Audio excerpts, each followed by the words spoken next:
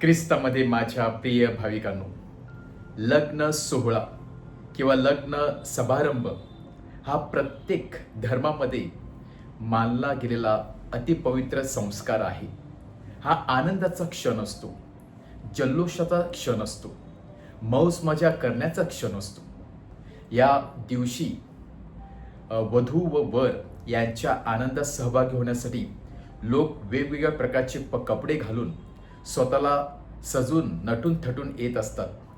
कोणीही भिकाऱ्यासारखे कपडे घालत नाही, कारण हा आनंदाचा क्षण असतो.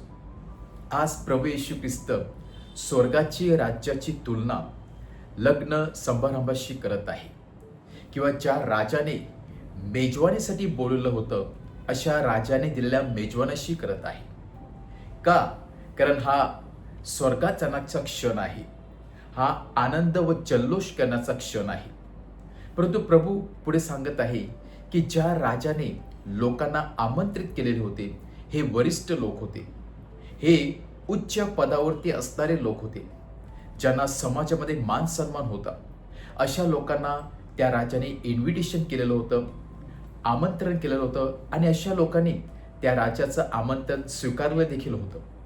परंतु जेव्हा लग्न समारंभाची वेळ येते, तेव्हा मात्र हे लोक पाठ दाखवतात. वेगवेगळे कारणे दाखवून हे लग्न समारंभाला येण्यासाठी टाळतात. काही जण आपल्या कामाला निघून जातात, काही जण व्यस्त आहेत असे सांगतात, काही जण राजाला धडा शिकवण्यासाठी स्वतः तिथून निघून जातात. परंतु लग्न सोहळा थांबत नाही. लग्नाचा दरवाजा बंद होत नाही. तर राजा थोडा रागावतो. जे उच्च पदावरती होते, ज्यांनी पार दाखवले होते, त्यांना हाकलून लावतो. मग आता मेजवानी तयार आहे, जेवण तयार आहे, वधू व वर तयार आहे, परंतु लोक कुठे आहेत? परंतु राजाचं दिल किंवा हृदय ही फार कोमल होतं. तो जाऊन सांगतो, रस्त्यावरती जेवढे भिकारी लोक आहेत, जेवढे गोरगरीब आहेत, त्यांना बोलवा, मेजवानीसाठी बोलवा, संपूर्ण हॉल भरून जाऊ दे. या उदाहरणाद्वारे परमेश्वर आपल्याला काय सांगत आहे की देवाचं आमंत्रण सर्वांसाठी आहे. स्वर्गाच्या दरवाजा हा सर्वांसाठी उघडलेला आहे. परंतु फरक एवढाच की आमंत्रण कोण स्वीकारतो.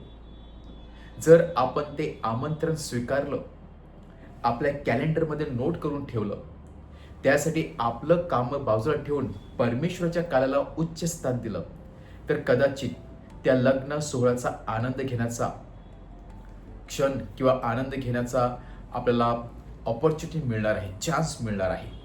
पण जर आपण पाठ दाखवली तर स्वर्ग राज्याला आपला मुकणार आहे.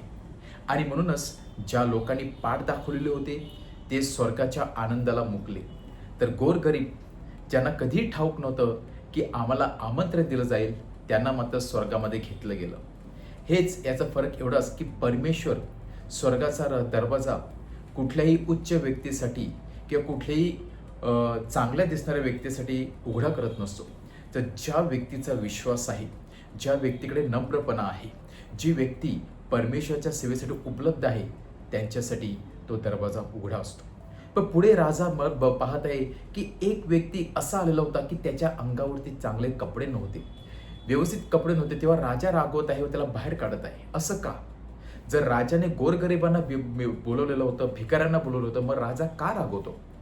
त्याचं एवढंच की त्या व्यक्तीने स्वतःची तयारी केली नव्हती.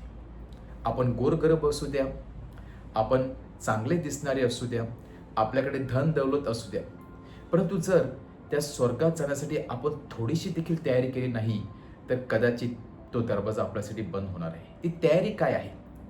अंगावरती कपडे घालणे म्हणजेच स्वतःची आध्यात्मिक तयारी करणे, असा याचा अर्थ आहे. अंगावरती कपडे घालणे म्हणजेच स्वतःचा पश्चाताप करणे, नवीन जीवनाला सुरुवात केली.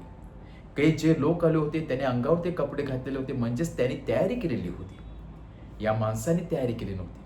आणि म्हणूनच परमेश्वर सांगत आहे, शेवटच्या दिवशी असं येईल की परमेश्वर स्वर्गाचा दरवाजा उघडा करेल.